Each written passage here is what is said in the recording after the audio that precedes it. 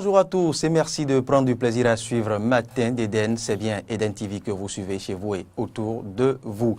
Au menu ce jour, vous suivrez votre débat Faire croiser et l'actualité internationale qui sera décryptée par James William Baguidi. Au menu des clés du monde avec James, c'est bien sûr le Cameroun anglophone, quand la sécession s'amplifie.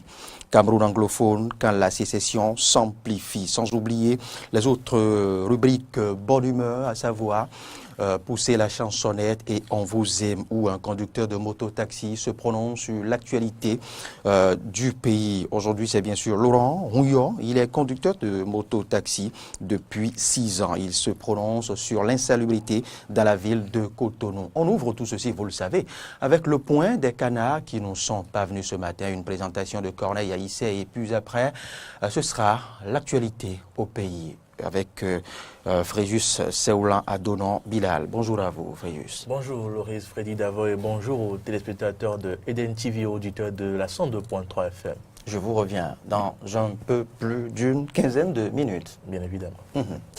Corneille Haïssé. Oui, je suis avec vous, bonjour. Bonjour Loris. Vous avez fait le tour de la presse écrite locale, les titres, la moisson, que doit-on y retenir? Ben, comme vous le savez, il y a ce regain d'activité politique qu'on notait le week-end dernier, le congrès de l'UDBN. Un week-end à forte dominante politique.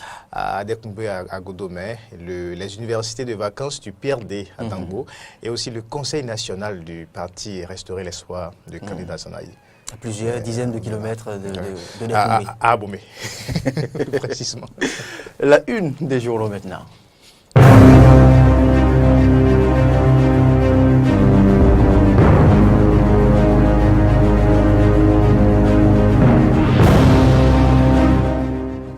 Lundi 9 octobre 2017, bienvenue à tous. Le point de l'actualité ce matin, Cocorico Info pour démarrer la revue des titres ce matin d'Eden. Cocorico Info titre, 3e congrès extraordinaire de l'UDBN, l'Union pour le développement de Bénin Nouveau. Les grandes décisions, l'UDBN réaffirme son soutien pour les actions de Patrice Talon, lui également avec fraternité, même information, mouvance présidentielle.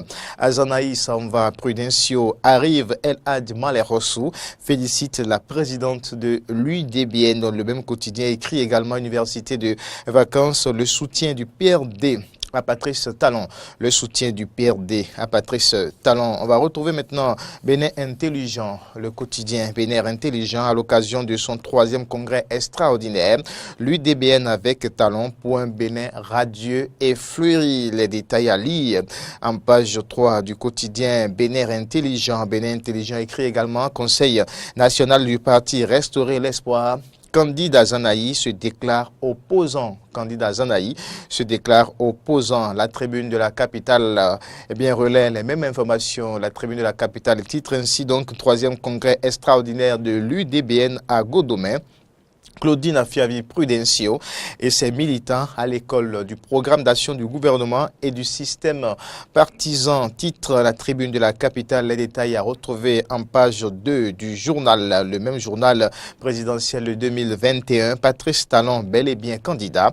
Le mandat unique mis au placard. Le point de la rencontre, il s'agit de la rencontre avec la diaspora à Paris. On va continuer pour le point de l'actualité. Cette fois-ci, c'est le Béninois libéré.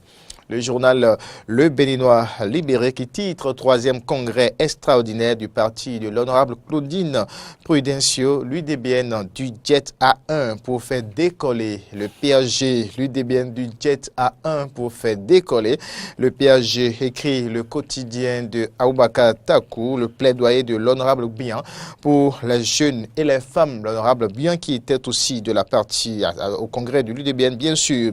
On va rester avec le Béninois libéré qui écrit aussi Conseil national du parti Restaurer l'espoir.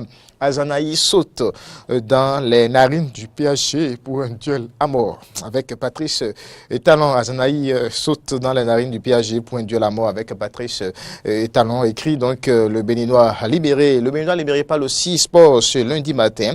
Match amical Bénin-Maroc. Les écureuils arrachent le nul à Rabat. Match amical Bénin-Maroc. Les écureuils arrachent le nul à Rabat. La guérite Le quotidien La Guérite, troisième congrès extraordinaire de l'UDBN.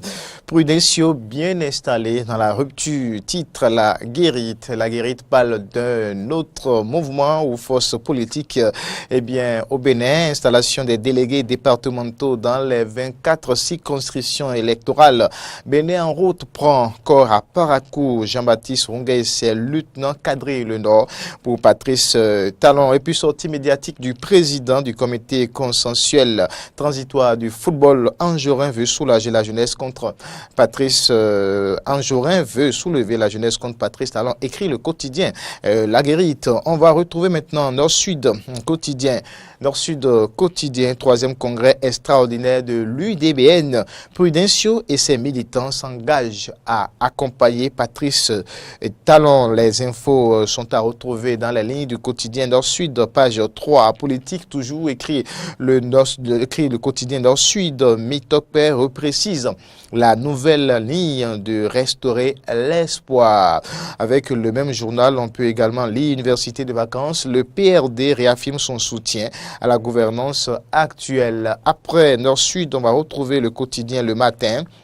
Le quotidien Le Matin, soutien du PRD au PAG lors de son université de vacances. Rungwedi consolide son mariage avec Patrice Talon. Rungwedi consolide son mariage avec Patrice Talon. Et puis Patrice Talon au sujet de sa candidature à la présidentielle de 2021. On appréciera au moment opportun. 3 points de suspension des propos du président de la République relayés par le quotidien Le Matin. Le Matin écrit également suite à l'incendie de Louo à Porto Novo. Joseph Midodiro alias Oloye et son chauffeur écroué. On va retrouver maintenant Le Témoin. Le quotidien Le Témoin, candidat Zanaï dans l'opposition. Une annonce pour tromper une fois encore le peuple s'interroge. Le quotidien Le Témoin, une annonce pour faire tromper une fois encore le peuple, écrit Le Témoin ce matin à propos du positionnement actuel du parti Restaurer l'espoir de candidat Zanaï, désormais dans l'opposition. Vous le savez, depuis le week-end, la déclaration a été faite à Abomey. Le Témoin écrit également congrès extraordinaire de l'UDBN, Prudencio Rally Talon pour un Bénin nouveau. Prudencio Rally Talon pour un Bénin nouveau. Le meilleur, le quotidien Le Meilleur, l'honorable Claudine Afiavi Prudencio lors du 3e congrès extraordinaire de l'UDBN. Notre idéal du présent et d'avenir nous engage et nous oriente résolument à soutenir le chef de l'État et son gouvernement, bien déclaré lors du congrès de son parti, Claudine Afiavi Prudencio, le week-end dernier à Godomé. On va retrouver Défi Info qui en parle. Également, congrès extraordinaire du parti de l'honorable Claudine Afiavi Prudencio. L'UDBN déclare son soutien aux idéaux de Patrice Talon. Et puis Défi Info met à sa manchette fermeté de la douane dans les recettes publiques. Le CIDOB très engagé pour booster l'économie nationale. Le projecteur congrès extraordinaire du parti pour le développement d'un Bénin nouveau. L'UDBN de Claudine Prudencio s'engage à soutenir Patrice Talon pour la réussite du programme d'action du gouvernement. Et puis déclaration du président Adrien Roumbédi lors de l'université de vacances 2017. Le PRD soutient le PAG et le président Patrice Talon. Sans faille, Emmanuel Zossou gagne le pari d'une organisation réussie. On va maintenant continuer pour le compte de cette revue des titres avec l'informateur. Le quotidien L'Informateur, Claudine Prudencio à l'occasion du 3e congrès extraordinaire de l'UDBN. Notre idéal nous oriente à soutenir le chef de l'État et son PAG. C'est allé en page 3 du quotidien L'Informateur. L'Informateur, bien concernant d'autres actualités, écrit à ça une ratification en faveur de la route que tous savaient et alimentation en eau dans Dassa, Glazoué, Savait et environ. À Bimbola, au Kunlola et au Koundé, reconnaissant à Patrice Talon. On va boucler maintenant avec l'autre vision. L'autre vision pour boucler cette revue des titres. L'autre vision écrit donc ce lundi matin, relance de l'économie béninoise, le climat des affaires désormais amélioré et attrayant au Bénin de grands groupes étrangers rassurés par les multiples réformes de Patrice Talon. Écrit donc ce matin, l'autre vision. Merci à tous. Et je vous le disais à l'entame de cette émission, ce fut un week-end à forte dominante politique et la réussite du congrès extraordinaire de l'UDBN n'a laissé indifférent aucun canard, vous l'avez constaté, à la une des différents quotidiens livrés bien évidemment par Corneille Haïssé. Corneille, c'est connu, je reviens sur la une du quotidien Fraternité qui dit « Mouvance présidentielle, Corneille Haïssé, Azanaï s'en va, Prudencio arrive ». La question... Non, je partage avec vous ce titre. Non, mais le départ de l'un coïncide. Je comprends. Sinon, le départ officiel de l'un... Ce n'est pas tout à fait le cas. Ce n'est pas maintenant que Claudine Prudencio arrive. Merci de la précision. Voilà, ce n'est pas maintenant. Tout le monde sait que déjà à la veille du second tour, déjà le parti de l'UDBN et tous les mouvements qui étaient déjà avec Adiavon ont rallié le camp. Et puis, si Patrice Talon est élu aujourd'hui, il y a qu'il faut reconnaître le travail qui avait été fait en ce moment par tous ces mouvements qui étaient derrière. C'est d'ailleurs ce que précisait la semaine dernière le secrétaire général de l'UDBN. Donc, ça a été une réaffirmation. Ce n'est pas maintenant. L'honorable Claudine Prudencio et son parti, tous ses militants ont rallié le camp. Une confirmation pour fêter peut-être, pour dissiper les doutes. Mais on comprend quand même, c'est la façon trouvée, la manière trouvée par le quotidien pour montrer tout simplement que l'UDBN l'a affirmé maintenant publiquement qu'elle soutient le PAG. Maintenant, par rapport à candidat Azanaï, ça ne devait pas surprendre. Non, pas du tout. On sait que depuis quelques mois, il a démissionné du gouvernement et tout le monde l'attendait sur ce front-là. On l'attendait, pas autrement. Mais moi, je voudrais quand même saluer le courage de restaurer l'espoir. Parce que, vous voyez, actuellement, il y a un vague de soutien vers le PAG et un vague de soutien vers le PAG et le président. Parce que quand on dit on soutient seulement le PAG, chez moi, ça pose un tout petit peu problème. C'est quand on me dira qu'on soutient le PAG et le président, la vision du président, que bon, il faut comprendre que ça, c'est l'idéal, comme l'a dit l'honorable. Donc, il y a cette vague-là qui... Mais depuis que Patrice Talon s'est installé, le premier opposant qui s'est déclaré publiquement, vous le connaissez, l'autre opérateur économique, il a disparu des radars. Et puis, ensuite, il y a eu, un peu avant le PLP, il y a eu FSP, ou comment on appelle, le Front du Sursaut patriotique. Encore que là, ce n'est pas seulement des mouvements politiques, il y a aussi les partenaires sociaux, les syndicats. C'est un melting pot. Donc, pour moi, véritablement, on a maintenant un vrai parti déclaré. Et tant mieux, c'est bien pour qui peut-être sera leader de l'opposition. Tout à fait.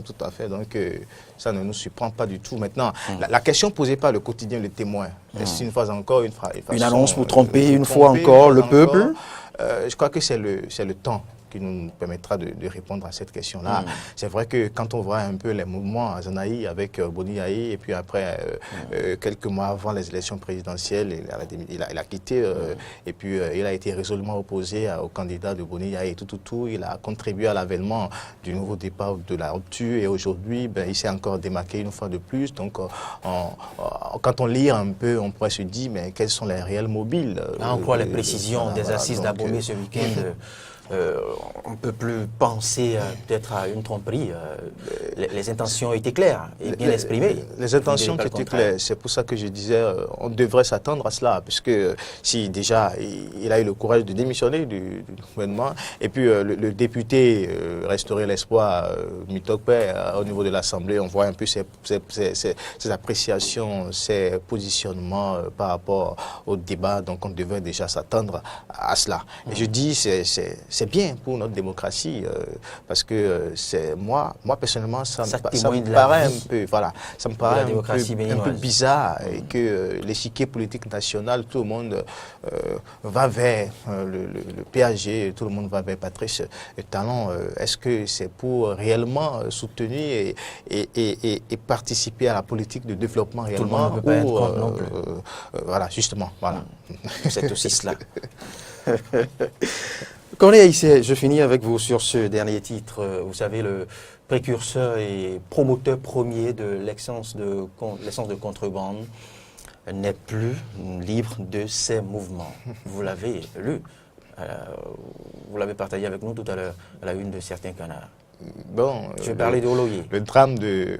c'est après, bien sûr, le drame de Louo à Porto Novo. Je dis, bon, la justice a fait son travail, même si certains trouvent que la peine infligée à Oloye n'est pas peut-être à la hauteur de ce qui est arrivé et autres. Moi, je dis, la justice béninoise a fait son travail et là-dessus, on va pas beaucoup épiloguer.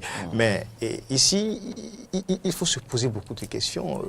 Il a fallu que ce drame se produise pour qu'on se dise, mais dans quelles conditions tout le monde s'interroge, on se dit, mais dans quelles conditions l'essence est donc convoyée. Mais tout le monde savait ça.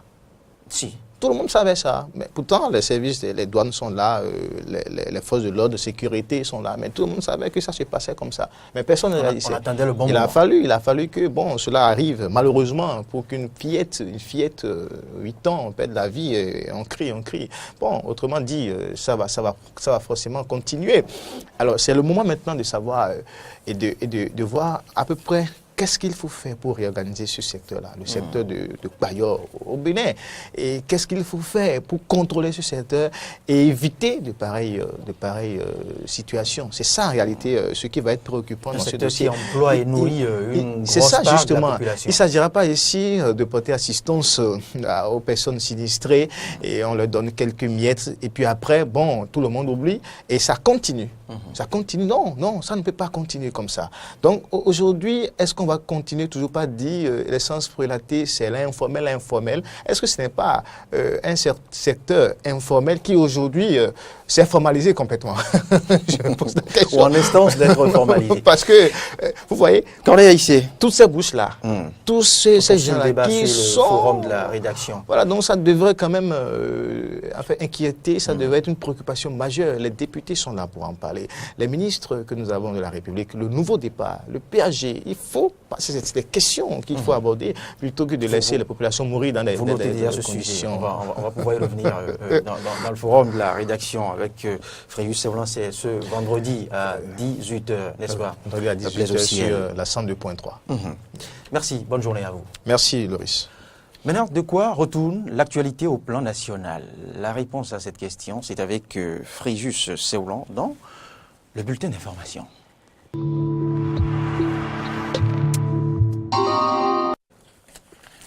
Sous les feux de l'actualité, les résolutions de l'Union pour le développement d'un Bénin nouveau adossé à son congrès extraordinaire, l'UDBN appartient à la majorité présidentielle et soutient sans conteste le programme de développement du chef de l'État, Patrice Athanas Guillaume Talon, autrement dit le PAG. Et oui, pour le savoir, il ne fallait pas être ailleurs qu'à Décombé-Godomain. C'est dans cette zone de la commune d'Abomey-Calavi que se déroulait les 6 et 7 octobre dernier le 3e congrès de l'Union pour le développement d'un Bénin nouveau. Vous le savez, de grandes résolutions y ont été prises, telles l'appartenance de l'UDBN à la majorité présidentielle. Le parti soutient désormais le programme d'action gouvernementale. Vous entendrez les membres du parti en parler dans quelques minutes, mais pour l'heure, on s'intéresse à la compréhension de l'UDBN, du PAG et sa contribution à sa réussite. C'est Gidas Aizanon, secrétaire général adjoint de cette formation, qui l'explique au micro de Tranquillin Akad Benotin et James William Bagidi, qu'il recevait dans l'émission Dimanche politique de ce 8 octobre 2017. Nous avons soulevé des inquiétudes parce qu'il y a des projets très ambitieux. Mais comment nous faisons, par exemple, pour réellement mobiliser toutes les ressources nécessaires? Et ce qui a intéressé aussi, c'est quand les communicateurs ont insisté sur le fait que, attention, le président Patrice Talon et son gouvernement n'espèrent pas que les moyens vont venir de l'extérieur. Peut-être que quand on a bâti ce programme d'action gouvernementale bien présenté, le Bénin révélé, peut-être que les gens ont cru que les ressources nécessaires allaient forcément tomber du ciel ou bien venir de l'extérieur. Nous sommes en train de comprendre de plus en plus, et cela, les communicateurs ont insisté sur ça, que c'est essentiellement aussi de nos sacrifices en tant que Béninois, en pensant certaines rubriques qui ne sont pas forcément des rubriques indispensables, en diminuant par exemple le train de vie de l'État, en réduisant certaines dépenses au niveau de certains de nos ministères, les frais de mission qui ne se justifient pas, ou bien des doubles attributions à des moments donnés, en réduisant ces frais qui sont superflus, qu'on pourra faire suffisamment d'économies qui nous permettent par exemple d'aller à la réalisation des grands projets qui sont contenus dans le programme d'action gouvernementale. Et donc, c'est pour vous dire que ce fut des moments d'échange, et ce fut très très passionnant, c'était enrichissant et nous autres, nous avons compris davantage l'ampleur du travail qu'il y a à abattre et nous avons surtout compris que le président Patrice Talon et son gouvernement, à eux seuls, ils ne peuvent pas mettre en œuvre le programme d'action gouvernementale, il faut plus d'unité autour de ce programme d'action, que la classe politique accompagne, que les cadres qui sont au niveau de notre administration accompagnent, que la société civile accompagne et que nous qui sommes surtout les acteurs politiques, nous puissions inviter nos militants à retrousser davantage les manches pour travailler parce que c'est dans le travail que nous avons des ressources, c'est dans le travail que nous pouvons lever les moyens nécessaires pour bâtir notre économie.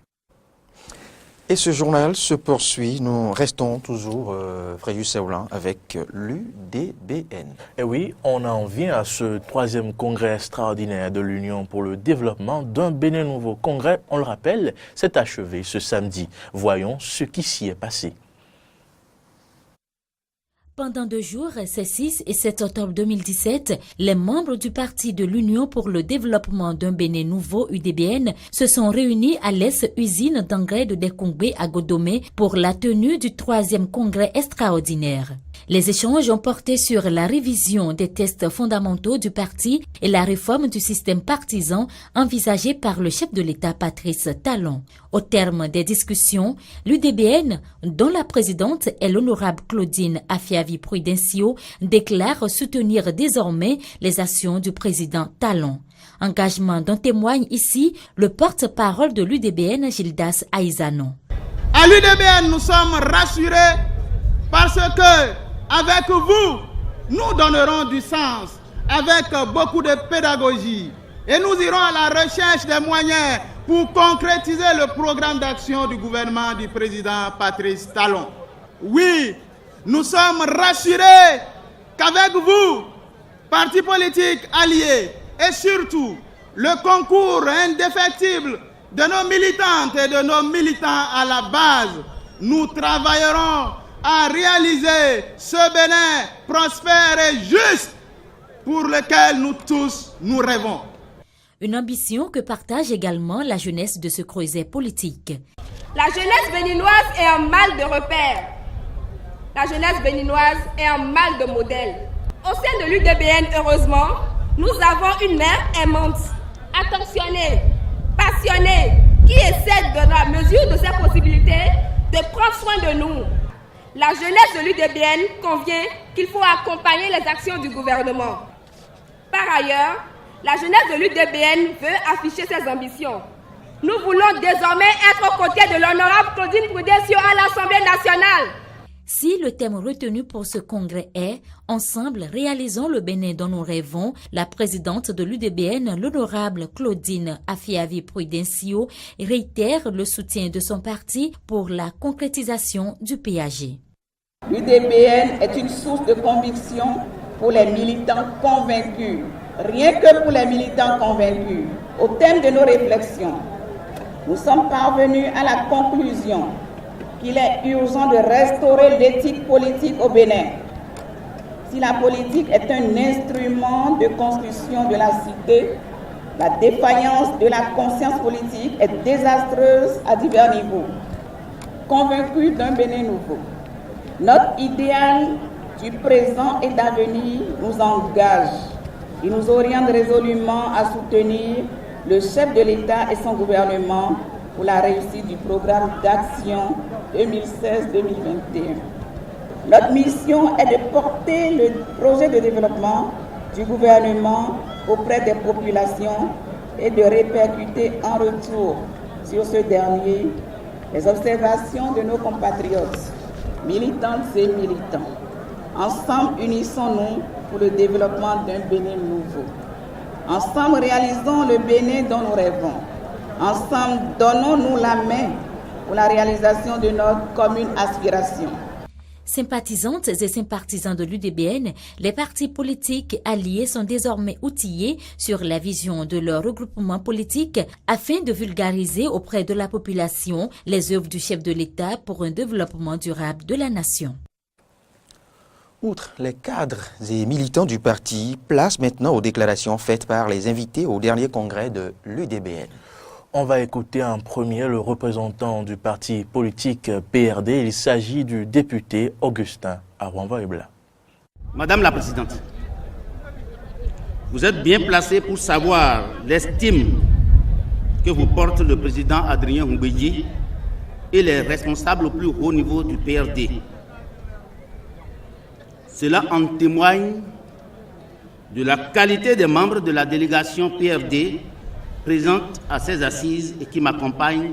Je vous réitère les convictions qui sont les nôtres au PRD et qui sont fondées sur l'avènement d'une classe politique plus responsable, au cœur de l'action publique et surtout au service du développement de notre pays. Nous autres de la diaspora l'avons non seulement observé à travers les actions du gouvernement du président Patrice Talon, mais aussi à travers les actions menées par certains de nos compatriotes œuvrés dans les secteurs privés et publics, et parmi lesquels nous pouvons aisément citer notre honorable Claudine Afiavi-Prudencio.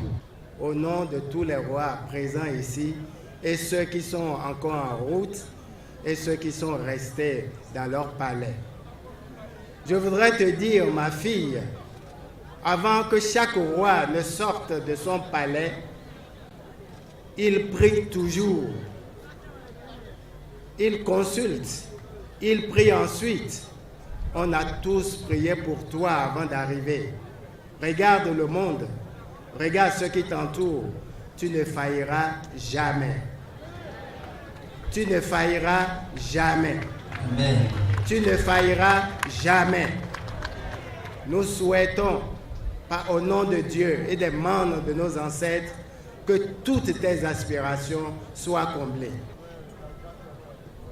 C'est depuis le Togo que j'ai appris que l'UDBN envisageait sous la houlette de sa présidente,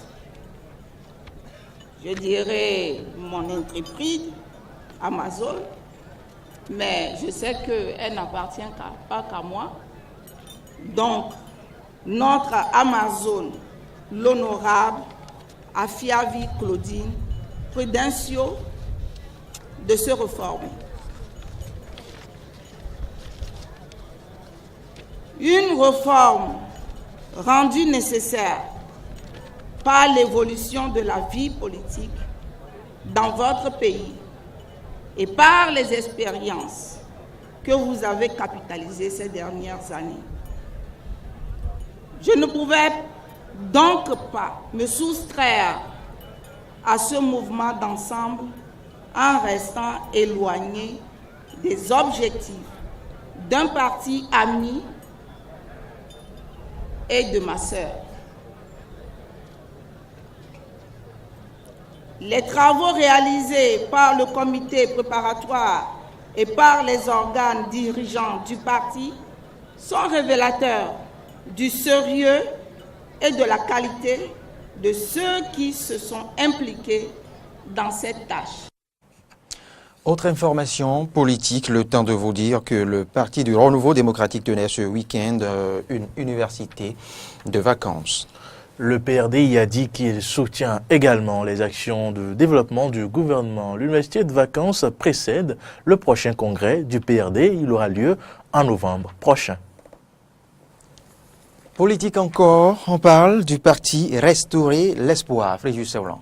Cette formation politique qui était en conseil national a choisi de rejoindre les rangs de l'opposition. Candidat Zanaï, ancien ministre délégué auprès du président de la République, Patrice Talon, et chargé de la défense, donne désormais aux Béninois rendez-vous en avril 2018 à l'heure du bilan des 2 premières années de la gouvernance Talon. Au dernier conseil de Restaurer l'Espoir, on y a aussi procédé à l'exclusion du parti du député Patrice Nambimin. Et pour finir, ce point de l'actualité au plan national, il n'y aura pas que la politique. Elle est relative, cette information, à l'état de dégradation avancée de la route Porto-Novo-Pobé. Cette situation ne devrait pas trop durer, du moins si l'on en juge par le démarrage des travaux de sa reconstruction. Reconstruction confiée à l'entreprise Ofmas et qui engendre quelques déguerpissements, n'est-ce pas, Amen Didier? On peut nous dire. Le calvaire des usagers et populations des villes de Porto Novo et Toulouémé Plateau aura été long. Des années, mais enfin pourront-ils dire, car depuis quelques semaines, l'entreprise Ofmas International est présente sur le terrain pour le démarrage effectif de la construction de cette route Porto Novo, Misrete, Pobé, Adjawere. Sur le terrain, le constat est patent. Les grandes artères de la ville de Porto Novo jusqu'à Pobé subissent le coup des déguerpissements. Véritablement, ce regain d'activité apaise les cœurs meurtris et désespérés par rapport à l'avènement d'une route bien faite sur ce tronçon. L'engagement du gouvernement, en particulier son chef, parce que la voie était dans un état de dégradation très avancé. Et le président de la République s'est engagé pour que cette voie soit réparée. Mais désormais, en double sens. Le second point qu'il faut souligner également, c'est la descente sur le terrain du ministre. Et aussitôt il est arrivé, à environ une semaine, on a constaté une accélération au niveau des travaux. Le déplacement du ministre Roumain en son temps sur le terrain pour faire le constat que l'entreprise peine à démarrer aura été bénéfique, confient certains usagers. Aujourd'hui, l'entreprise est présente sur le terrain et les riverains font également le constat malgré les désagréments. Ce qu'on constate, c'est qu'il y a des casses. Il y a des casses et je crois que c'est pour la bonne marche. Et ce que j'ai déjà vu, je crois que si on ouvre la voie là, ça sera une opportunité pour le Bénin. Je suis fier du travail que le président Talon est en train de faire, parce qu'à Porto Novo, on a besoin de la voie. C'est la première des choses. Et cette année-ci, il a démarré, il a encore démarré, c'est fait, et c'est qu'on va faire déjà. La route que Talon veut commencer par faire maintenant, c'est bon pour notre village et pour notre marché même. Ce qu'il fait là, c'est bon, c'est très bon. Il faudrait que l'entreprise prenne en charge sérieusement la circulation des usagers. Qu'est-ce que je voudrais dire concrètement? Les déviations, parce que présentement, on ne voit aucune déviation aménagée pour pouvoir permettre une bonne circulation.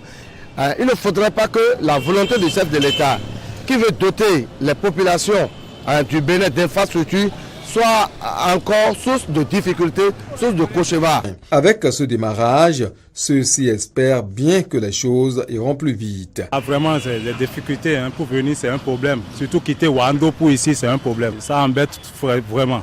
Et si vous venez ici avec vos véhicules, vraiment, il faut regarder correctement la voie, sinon c'est les accidents un peu partout. La seule chose qui reste à souligner, c'est la qualité de l'ouvrage qui serait réalisé. Reste aujourd'hui que l'entreprise ayant en charge l'infrastructure routière travaille d'arrache-pied et de façon conséquente pour le respect du délai 30 mois et surtout que la route bien faite soit au grand bonheur des Béninois. C'est tout pour ce point de l'actualité. Merci de l'avoir suivi, Fréjus Seboulan. Merci pour la présentation. Merci Loris Freddy Davoy et merci aux téléspectateurs de Eden TV, aux auditeurs de Diaspora FM pour la fidélité. À bientôt. Vous faites usage du réseau social Instagram? Pas vraiment, je suis plus branché Facebook, Twitter. D'accord. Vous aurez de fiables informations sur comment s'en servir tout à l'heure avec Modeste Rondek-Mondji. Ce sera dans la rubrique Geeky. Vous prenez le rendez-vous juste après, fait croiser. Mais avant, que pense le conducteur de moto-taxi de l'insalubrité dans la ville de Cotonou? La réponse est avec Laurent Mouillot. Il conduit depuis 6 ans. Il est au micro de Aristide Setti. Voici, on vous aime. Maintenant, il y a eu, mais il y a assis. Tout le y a assis maintenant. Moi, on m'appelle Rouya Laurent. Je suis dedans maintenant, ça fait au moins de 6 ans. Ça fait au moins de 6 ans. Compte tenu de ne rien vu. Hein, compte tenu de, on a été à l'école. Vous voyez comment, si vous avez passé, vous allez dans le rang des médiamans, vous allez trouver certains qui ont de licence, certains qui ont de master. Et parce que ça dépend de la ligne de la personne. Vraiment, Cotonou est devenu, je ne sais pas le nom que je vais attribuer. Hein, c'est décourageant. C'est décourageant. Donc, nos autorités locales, ça dépend de notre hiérarchie qui gouverne ce pays. Au moment que toi qui es le père, tu n'es pas propre, comment tu vas apprendre à ton enfant? Il faut être propre, hein? Donc il faut se laver 3 fois ou bien 4 fois par jour. Donc toi qui es le père, c'est difficilement que tu te laves 1 fois par jour. Donc c'est vraiment honteux pour ce pays. Par exemple, avant-hier, j'avais remarqué un Nigérien. Hein? Le Nigeria à côté, j'avais remarqué l'un d'eux là-bas. Et il me disait que vraiment, s'il entend le nom de Cotonou, le nom du Bénin, donc que ça lui plaire de venir rester ici parce qu'il y a de paix. Mais, brut de plus, qu'il y a l'eau partout, il y a les tas ordures, que c'est de maladie. Donc, il se prie de bagarre maintenant de rentrer chez lui. Vous voyez.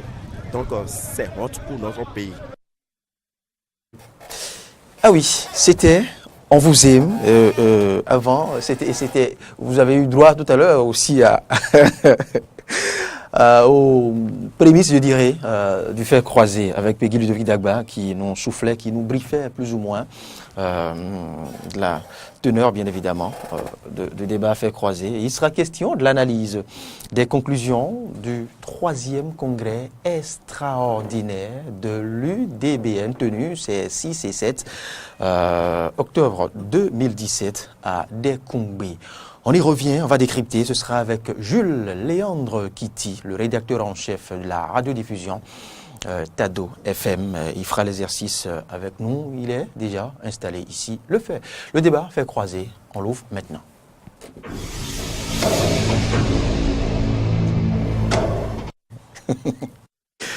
Et je vous l'annonçais tantôt, analyse des conclusions du 3e congrès extraordinaire de l'UDBN. C'est le menu de votre débat fait croiser. Peggy Ludovic Dagba, n'est-ce pas? Vous ne me direz pas le contraire.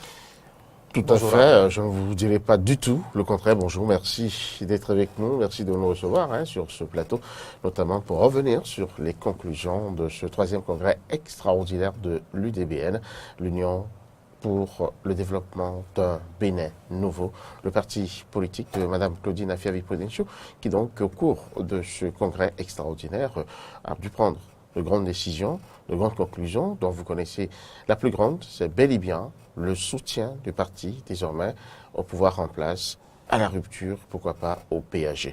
Et pour expliciter tout ceci avec nous ce matin, et bien sûr, Julien Kitty, désormais habitué de cette émission, surtout quand il s'agit de grands sujets. Il s'agit d'aller au fond des choses. Il est avec nous. Julien Kitty, bonjour. Bonjour Peggy, bonjour cher ami et bonjour à tous les amis auditeurs de Diaspora FM et les téléspectateurs d'Eden TV aussi. Merci d'être avec nous, mais avant toute chose, juste une petite question. Pourquoi cette prédilection de votre part pour l'analyse politique? L'analyse politique, parce que d'abord, je me reconnais un esprit suffisamment critique et je dois rendre hommage à quelqu'un, c'est Célestin Paulinou Viassi-Kitty, qui est mon feu père, qui ne m'a jamais rien imposé. Il m'a toujours posé des questions à la manière de Socrate pour en arriver à me dire ce que je dois faire. Et donc, de ce point de vue, déjà, j'avais l'esprit critique. Maintenant, il y a le parcours également, le fait que j'ai embrassé ce métier de journaliste, que je définis comme... le journaliste, c'est quelqu'un, il est très essentiel dans la société. C'est quelqu'un qui, là où tout le monde se fouvoie dans l'information à gauche, à droite, se fait une petite opinion, il vient, il doit être un peu comme la somme de tout ce que les gens sont en train de dire, pour finalement, dans ce flot-là, dire, voici 2, 3 possibilités pour qu'on puisse retrouver le Nord. Et j'en finis en vous disant, la première fois, le premier jour où moi j'ai décidé de devenir journaliste, j'étais en classe de 5e, je regardais la télé, j'ai vu quelqu'un donner pendant des minutes et des minutes des informations sur tout le monde entier. Ensuite, j'en ai vu qui avait des capacités d'analyse extraordinaires. Alors j'ai dit, mais ça, c'est important et très utile pour le pays. Et pendant près d'une quinzaine d'années, donc l'analyse politique, on tombe dans cette routine aussi. Et donc ça me passionne, moi, la chose politique. Et je pense qu'ailleurs, où vous voyez, quand vous avez lu beaucoup d'éditoriaux, vous avez lu les Claude Imbert, quand vous avez lu Béchi Ben Yamed, quand vous avez lu beaucoup de personnes qui faisaient passer sous leur plume des grands du monde sans gêne, quand vous avez suivi des débats entre deux tours des élections présidentielles aux États-Unis, où vous voyez le journaliste qui domine les deux candidats, je me dis pourquoi pas. Alors, je n'ai pas la prétention d'avoir atteint ce niveau, mais je fais mon petit bonhomme de chemin et j'ai eu la chance de croiser sur mon chemin des gens qui aiment bien ce métier, qui l'exercent bien. Et je pense particulièrement à un certain Léon Bratier, à un certain Philippe d'Almeida, qui vous donnent le goût du verbe, qui vous donne le goût de l'analyse pointue, qui vous donne le goût de l'usage précis, pertinent et judicieux des mots. Parce que franchement, je ne veux pas apprécier ce qui se passe actuellement en partie, mais je dis ce métier, il est bon. Et donc moi, je suis passionné par la politique, mais par le commentaire, l'analyse politique. Et au-delà de ça, j'ai été, beaucoup ne le savent peut-être pas, à la même école que vous. Je pense même que vous aviez, Peggy Ludovic Dagba, quand même une longueur d'avance même sous moi. C'est votre humilité qui vous a amené à me coopter avec vous. On a fait le parcours de Radio Univers et après, vous voyez, quand vous avez appris le métier comme ça, dans cette rigueur-là, vous pouvez que vous en sortir. Et les grands de ce monde, dans le monde des médias, même à l'international, ont fait ce parcours. Les plus brillants. Vous prenez, je vous conseille d'aller chercher le parcours de Juan Gomez aujourd'hui, qui montre combien de fois il est très cultivé à gérer une émission difficile comme Appel sur l'actualité sur RFI. Il n'est parti en France que pour aller enseigner l'espagnol au lycéen. Et le premier jour, il a fait un test à RFI. Le patron de RFI est descendu, a dit c'est celui-là que je veux. Je l'ai interviewé, c'est pourquoi je vous le raconte. Il m'a raconté ça. Et aujourd'hui, vous le voyez, il y en a qui sont majors de leur promotion dans les plus prestigieuses écoles de journalisme, mais bon, qui sont piètres journalistes. Chacun a son chemin. Merci. Merci à vous pour ce bout de biographie. Pour ces coulisses, vous m'avez pris. Allez, vous avez de la matière puisque vous êtes analyste politique. Voilà, c'était en tout cas le but de ma question, puisque vous avez. J'ai oublié de vous dire qu'il y a. Très rapidement, ouais. Oui, il y a quand même une limite au parcours que j'ai eu, au modeste parcours que j'ai eu pour le moment. Je n'ai pas publié de livre et je pense que je vais réparer ça. Ça viendra. Alors vous avez assisté, comme tout le monde, et bien sûr au 3e congrès extraordinaire. Je ne dis pas tout le monde, comme tous les journalistes invités à ce congrès. Vous y avez assisté, vous avez eu, Julien Kitty, cette décision prononcée par Madame Claudine Afiavi-Prudencio, la présidente de l'UDBN, qui décide de soutenir le président Patrice Talon dans ses actions, dans son PAG. Dites-nous quel premier aperçu vous avez eu donc, de cette déclaration de la présidente. Je vais commencer par vous parler d'abord de mes appréhensions et de mes certitudes avant ce congrès, pendant qu'il était annoncé dans l'opinion publique. Mes appréhensions, je me demandais pourquoi maintenant, pourquoi dans ce flot de soutien que les gens sont en train d'apporter à Patrice Talon et à son programme d'action du gouvernement, pourquoi dans cette vague où on se croit tous sans le voir venir, sans qu'il arrive un remaniement ministériel, et les gens pensent dans l'opinion que c'est ça qui agite toutes les chapelles politiques.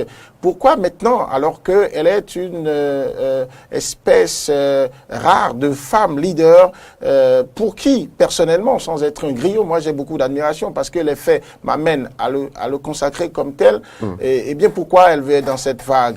Mais au-delà de ces appréhensions, je me suis dit, les faits peut-être et le discours qu'elle va prononcer m'amèneront à me dire, est-ce qu'elle a la compréhension, est-ce qu'elle-même a conscience de la profondeur, de l'importance de l'acte qu'elle veut poser. Alors, et j'en ai eu pour mon compte parce que j'ai lu et relu ce discours, je l'ai décrypté dans tous les sens et je pense qu'elle a été dans le coup. Maintenant, mes certitudes, c'était d'abord que pour ce que je sais du parcours de cette dame, je suis de ceux qui ne la voyaient pas venir à ce piédestal-là sur le plan politique. Et elle a fait son petit bonhomme de chemin. Et aujourd'hui, alors quand vous prenez sa carte de visite aujourd'hui, elle est impressionnante. Et des personnes du genre ne peuvent pas poser des actes ou faire des déclarations hasardeuses, ne peuvent pas faire n'importe quoi, comme on le dit, terre à terre. Donc j'étais sûr que ça allait être quelque chose de bien. Mais vous savez, sur le terrain politique, c'est toujours glissant. Vous pouvez être très chevronné, gros expérimenté en politique et commettre des erreurs. Donc, j'avais la certitude que c'était donc un parcours impressionnant. Est-ce que ça va se confirmer dans la mobilisation des militants? Parce que c'est d'abord un facteur très déterminant lorsque vous faites un congrès, et surtout quand vous osez en faire un congrès extraordinaire. Ça veut dire que ce n'est pas ordinaire. Et donc, ça veut dire que vous avez des préoccupations. Si jamais vous ratez le coach à ce niveau-là, en tout cas des gens comme moi, je ne vous rate pas. Je vous dis, mais qu'est-ce qui vous avait amené à le faire? L'autre certitude que j'avais, c'était que, vous voyez, aujourd'hui, le régime en place, le régime Patrice Talon, s'il a une patate chaude entre les mains, c'est la communication avec les femmes dans les marchés, au bord des voies, c'est la communication avec les jeunes. Ce sont ces couches vulnérables-là qui ont besoin, qui attendent beaucoup de ce régime, qui ont traîné tout ce qui a été dit comme commentaire autour des effets des cas qui ont été opérés. Alors, et lorsque vous prenez un parti, un des rares partis comme l'UDBN, dirigé par une femme, dont on connaît les actions sur le plan social, sur le plan économique, et maintenant la capacité à se battre sur le plan politique. D'abord ministre, ensuite député à l'Assemblée nationale, présidente de commission, et j'ai l'impression que comme elle s'est exactement comportée dans des batailles économiques où il s'est trouvé même de grosses puissances politico-financières du monde, ou qui écrase partout les gens. Et elle a été aux côtés de son mari et dans des batailles où je ne pensais pas qu'elle pouvait s'en sortir. Mais j'ai vu une dame acharnée. C'est pourquoi quand les gens l'appellent Amazon, moi je dis, ce n'est pas trop dit. Je l'ai vu parcourir, utiliser tous les moyens, aller devant la justice. Je l'ai vu aller dans les cours royales. Je l'ai vu aller vers tous les acteurs politiques. À l'Assemblée nationale, vous avez vu les lois qu'elle réussit à pousser jusqu'à adoption. Ça veut dire que l'autre certitude que j'avais, je me disais, je vais voir qu'est-ce qu'elle dira par rapport à ces femmes qui se plaignent, à qui le gouvernement annonce beaucoup de mesures. On a vu les microcrédits revenir, on a vu qu'il y a tout un package d'actions sociales que le gouvernement annonce. Mais si c'est dans ce contexte-là qu'en tant que chef de parti, elle réussit à travers la mobilisation, d'abord des militants, à travers la mobilisation des ténors, des grosses cylindrées de la classe politique et à travers le discours, par elle-même et par la représentante des femmes et des jeunes, a montré que même dans ça, on peut travailler, on peut passer par la douleur de l'enfantement et obtenir de grandes choses. Et la dernière certitude que j'avais, c'est que pour une personne du genre, lorsqu'elle ose publiquement mobiliser ses militants et ses personnels politiques pour dire ça, ça veut dire qu'il y a quelqu'un qui doit se faire un souci. C'est très gentil. Mais je pense que le président Patrice Talon devrait savoir qu'il a avec lui maintenant, certes, une brave dame chef de parti avec tous ses militants, avec un bastion électoral que vous connaissez, mais une dame qui taquine beaucoup. C'est-à-dire qui va lui prendre, le prendre par la chemise et dire, Monsieur le Président, les populations veulent telle chose, les populations veulent telle chose. Et lorsque je retourne à la définition du rôle d'un parti politique, qui est d'animer la vie publique, de travailler à conquérir le pouvoir et l'exercer, et je retourne à la définition philosophique de la politique, qui est la gestion de la cité, la bonne gestion de la cité, je pense que vous ne pouvez pas parler de bonne gestion de la cité s'il n'y a pas bien-être des populations. Et cette dame est aux côtés de ces populations depuis, Et elle a promis, j'ai vu dans le discours, c'est là où j'ai pris les mots, où elle dit son parti sera et restera une passerelle entre ces populations pour faire entendre leurs cris de détresse, leurs besoins au chef de l'État et à son gouvernement, et aussi pour être donc une passerelle pour que ce que le gouvernement fait, d'abord vulgariser le programme d'action du gouvernement, aller dire ce que le gouvernement fait à ces populations en temps réel, parce qu'il y a tellement de gens qui se trompent, qui se font de fausses idées parce qu'ils n'ont pas l'information. Et de bonne foi, ils ne savent pas ce qui se fait. Et donc, moi, quand j'ai vu ça, je me dis, elle a échappé à... il y a eu d'abord, il y a des trous qui étaient là, des pièges naturels qui étaient là, parce que le contexte est difficile. C'est très vite qu'on vous classe dans un soutien comme tout le monde. Et donc, je dirais, comme on le dit, que les ralliements se font, mais ne se ressemblent pas. Parce que je réaffirme quelque chose, honnêtement, pour ce parcours politique, je ne voyais pas. Parce que quand j'ai commencé à la voir au devant vraiment de la scène sur le plan politique, peut-être qu'elle faisait déjà avant, mais j'avais déjà ma plume de journaliste politique en main. Et donc, quand j'ai vu ce parcours-là, je me dis, oui, on peut la prendre au sérieux. Outre l'opportunité de ce congrès, l'opportunité de ce soutien, quel est le poids et quelle est la portée de ce ralliement selon vous? Très bien. La portée de ce ralliement et même le poids, on va se faire mieux comprendre comme ça, le poids. Parce que quoi? Est-ce que vous voyez l'UDBN apporter un soutien vraiment pesant, un soutien qui vaille vraiment, qui influence les populations par rapport aux actions du chef de l'État, parce que c'est un parti vraiment ancré dans l'échiquier politique national, dans la tête des Béninois, ou c'est un soutien juste, on va dire, comme le fun? Je prends trois facteurs essentiels aujourd'hui pour fonder mon analyse, pour voir quel est le poids que telle ou telle formation politique ou telle personnalité politique peut avoir auprès du chef de l'État. Le premier facteur, c'est ce que le parti là a aujourd'hui comme performance électorale. Qu'est-ce qu'ils ont aujourd'hui comme élus? Ils sont dans quelle instance de décision? Premier facteur. Deuxième facteur, quel est le rapport que ce parti politique et la personnalité qui le dirige entretient aujourd'hui avec la base, les populations, l'homme de la rue, celui qui à la fin sera l'électeur, celui qui à la fin est le bénéficiaire de ce que fera le gouvernement et son président, celui qui à la fin pourra être juge de Patrice Talon en 2021. Troisième facteur, c'est d'abord le rapport que la présidente du parti UDBN entretient avec les autres ténors, les autres forces politique du pays. Alors, sur ces trois facteurs, on retourne sur le premier. Le premier facteur, j'ai dit les élus, le poids électoral. L'instance dans laquelle le parti se retrouve. Ça fait 2 fois déjà que Mme Claudine Afiavi Prudencio se fait élire à l'Assemblée nationale. Dans des contextes, ou dans la 6e circonscription électorale, où vous savez très bien qu'il n'y a que 4 sièges. Un des terrains les plus difficiles. Oui.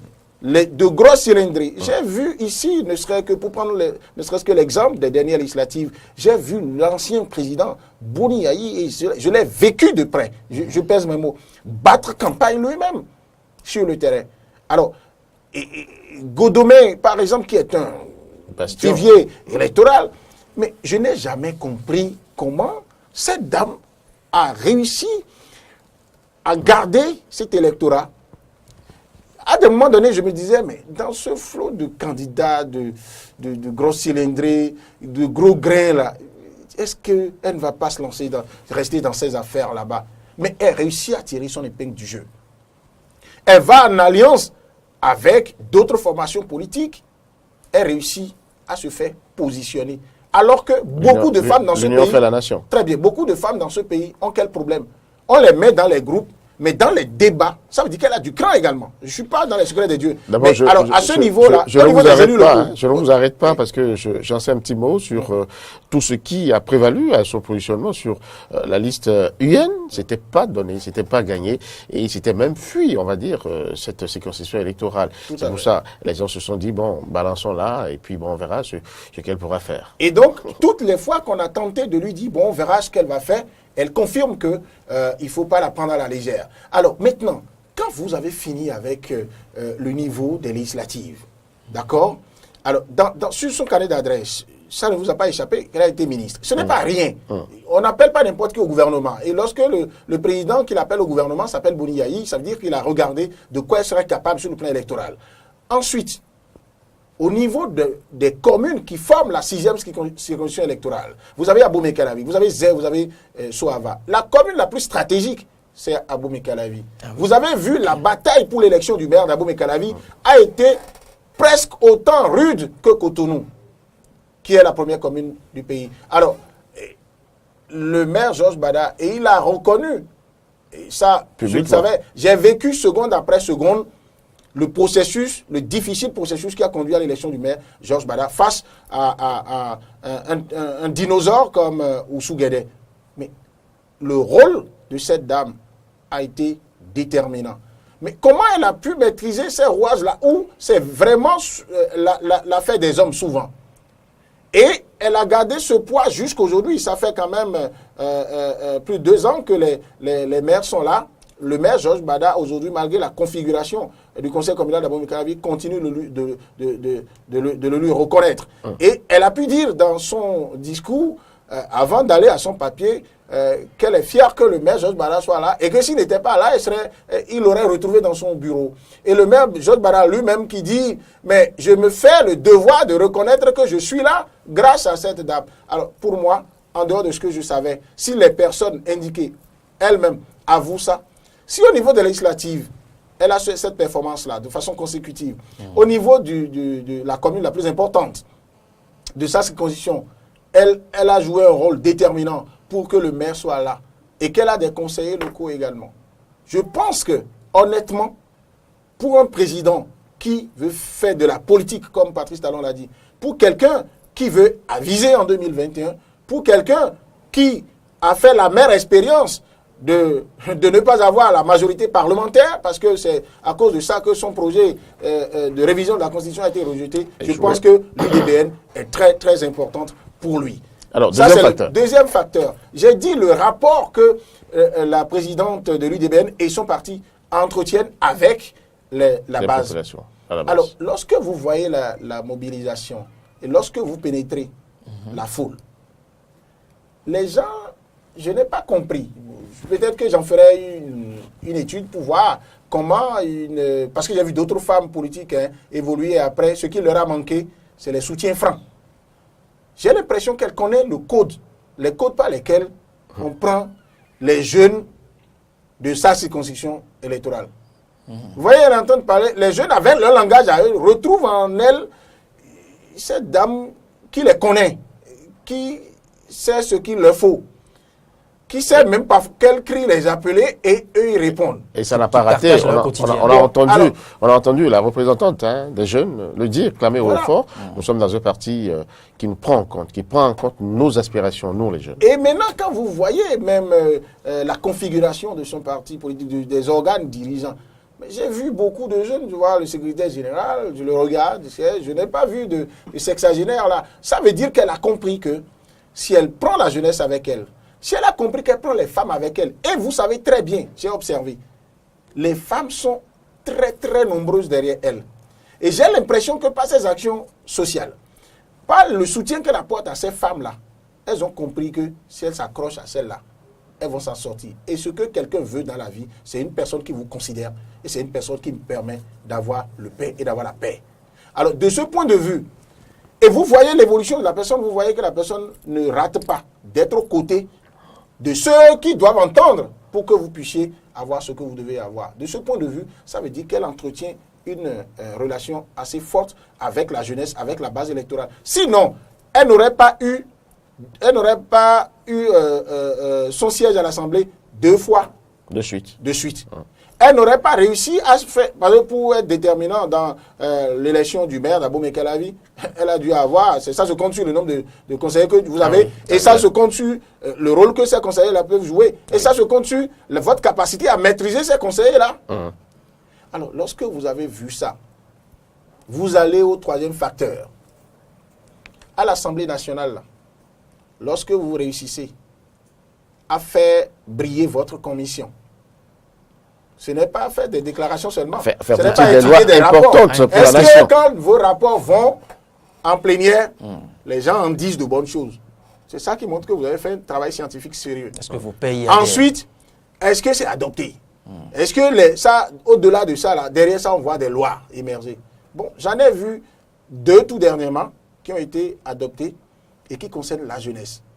Et rappelez-vous, je vous ai dit sur ce plateau, que très gentiment, quand elle ne va pas prendre son bâton de pèlerin comme elle sait le faire, pour être derrière ses collègues députés, les autorités, maintenant qu'elle peut, même, je suis sûr qu'elle peut parler plus facilement. Donc, au président de la République lui a dit, il faut vulgariser ces lois-là. Il faut aider à ce que la jeunesse soit prise en compte, que je lui dirai gentiment, maman, vous n'avez pas joué jusqu'au bout votre rôle, il ne faut pas vous arrêter en si bon chemin. Lorsqu'elle a fait ça là-bas, cela dénote parce que c'est des tractations à l'Assemblée nationale, hein, cela dénote d'une bonne relation qu'elle a avec le bureau de l'Assemblée nationale, avec ses collègues.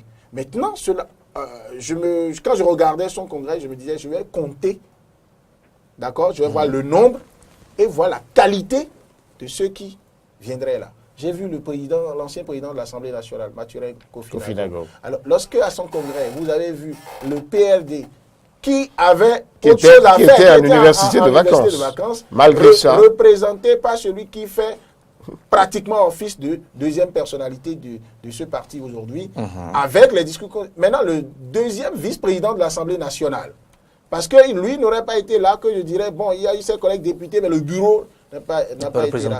Parce qu'elle-même méritait quand même d'être dans le bureau de l'Assemblée nationale. Donc, elle a pu les mobiliser. J'ai vu le député Orden Aladatin, ça veut dire qu'elle a fait aussi le savant dosage des générations. Vous avez les anciens, vous avez ceux qui viennent d'arriver. Je pense que globalement, bon, Nazès, Sado, j'ai vu bien d'autres personnes là. Maintenant, l'autre chose que je n'avais pas eu à dire sur ces relations avec les bases, c'est la dimension socio-culturelle, sociologique de la politique au Bénin qu'elle prend beaucoup en compte. Est-ce que vous avez observé que dans ses faits et gestes, voilà une dame qui fait beaucoup référence aux têtes couronnées. Oui. D'accord? Quand vous êtes dans ce sens-là, on vous regarde comme, vous voyez des rois qui disent, ma fille, ça vous suffit parfois.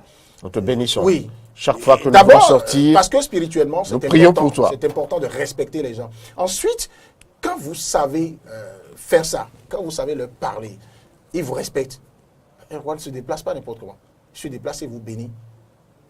Il n'a pas besoin de dire aux gens, parce que le roi ne fait pas la politique, il n'a pas besoin de dire aux gens. Dans plusieurs coups. Très bien. Alors, comment se fait-il? Ça veut dire que, et ça c'est peut-être un autre débat, que moi je suis convaincu de ce que les Africains se trompent sur un plan donné. Vous courez vers le modernisme, la justice moderne à l'occidental, et vous oubliez les références traditionnelles africaines, vous n'allez jamais faire la justice. Endogène. Parce que vous avez des gens qui, parfois, dans nos traditions aujourd'hui, vous avez vu au Burkina Faso, lorsque les Burkinabés, les frères Burkinabés se tiraient dessus, lorsqu'il y avait coup d'État, pour que le coup d'État du général Djendjere soit remis en cause, on est allé chercher un chef traditionnel. Oui, le Moro Nama, c'est lui qu'on est allé chercher. Comment il a été capable de désamorcer tout ça? Ça veut dire que lorsque vous voulez faire la politique, et que vous savez aller faire allégeance à ces personnes-là, vous connaissez ces repères-là, vous pouvez avancer. Donc, à l'étape actuelle des choses, je pense que sur ces 3 facteurs-là, je pense qu'elle a... Et vous avez vu les discours que les gens ont prononcés. Il y a eu un souhait presque unanime d'aller, semble avec son parti, dans un grand regroupement autour du chef de l'État. Maintenant, ça reste des paroles. Moi, je suis parti de ses capacités, sur ces 3 facteurs que j'ai mis sur le tapis. Je pense que sur ce plan-là, elle a réussi le coup.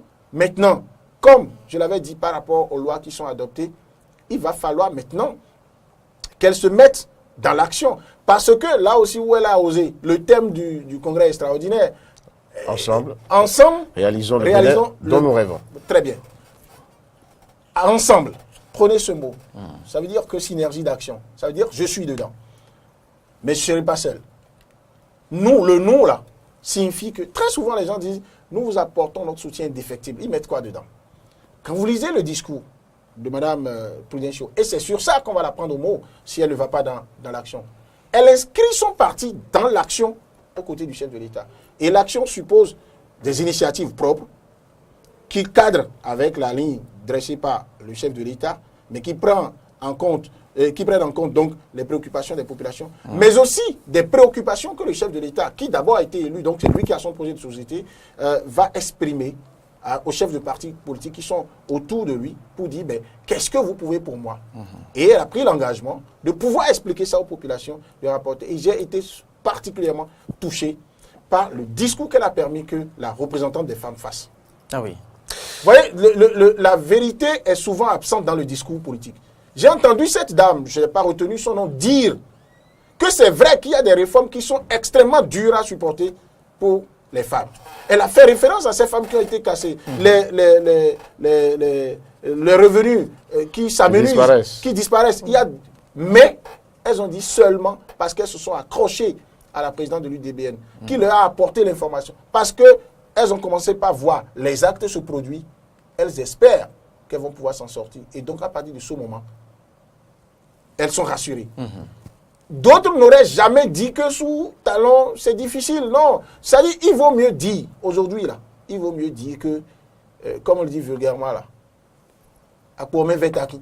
Mais si Akpomé Vetaki, tu sais que demain, il fera beau. Là. Bon, alors là, tu es plus sûr. Et moi, je voulais encourager les femmes. Si les femmes n'avaient pas fait ce discours-là, j'aurais dit qu'il y avait une teinte d'hypocrisie. Et je suis sûr que je sais comment ça s'organise un congrès d'un parti politique. Je sais comment, quand même, il y avait de gros sorciers en communication derrière cette machine. Et c'est sûr qu'on a dû jeter un coup d'œil sur ce discours-là. Si elle a accepté que la représentante des femmes vienne dire ça, ça veut dire qu'en face du chef de l'État, elle serait prête, très respectueusement, à lui dire la vérité. Maintenant, des paroles aux actes, on attendra pour voir.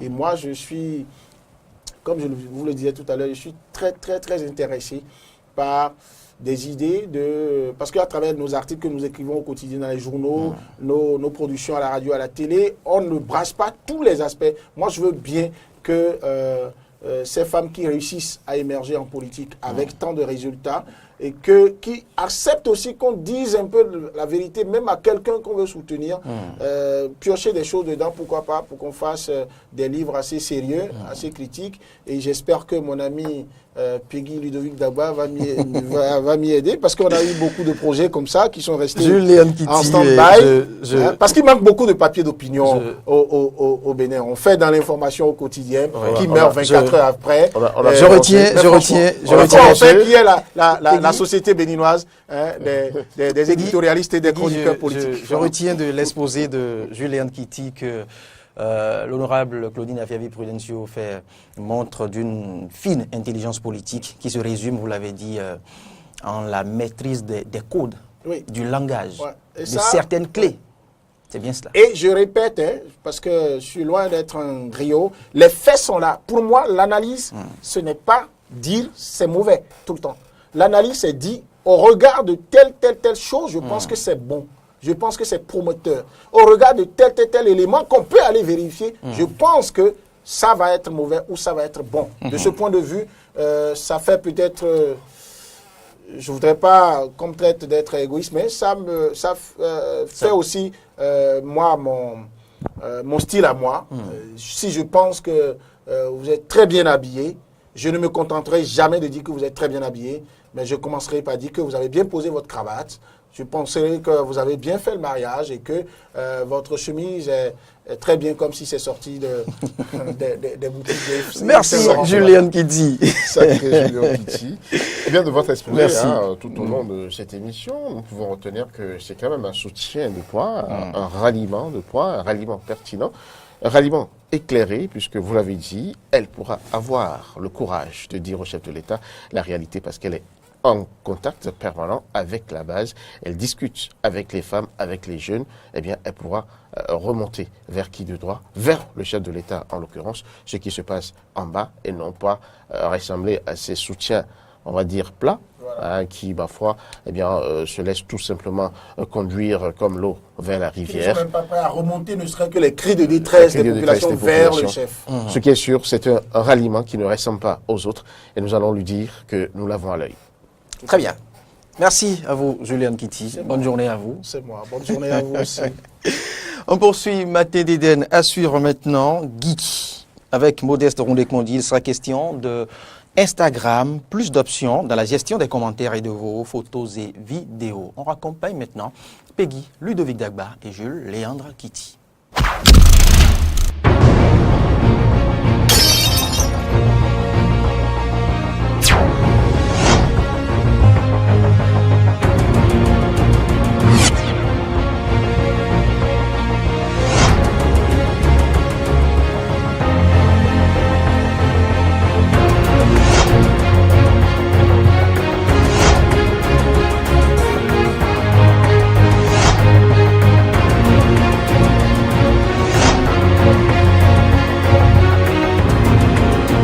Le service commercial de Diaspora FM et Eden TV au 62 79 32 32. Eden TV, Diaspora FM, le bonheur d'être à vous. Eh oui, nous y sommes pour la deuxième et dernière partie de cette émission. C'est bien sûr Arnaud Mori Agoua et Modeste Rondé-Kondi qui se sont installés, qui ont pris la place de Peggy et de Jules Léandre Kitty.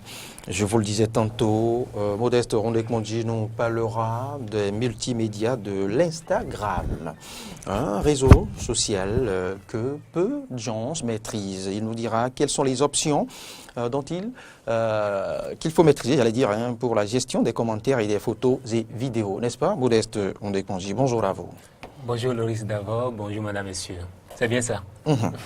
Alors, Instagram, plus d'options dans la gestion de nos commentaires de photos et vidéos. Comment autoriser et qui peut commenter nos photos et vidéos? Tout à fait.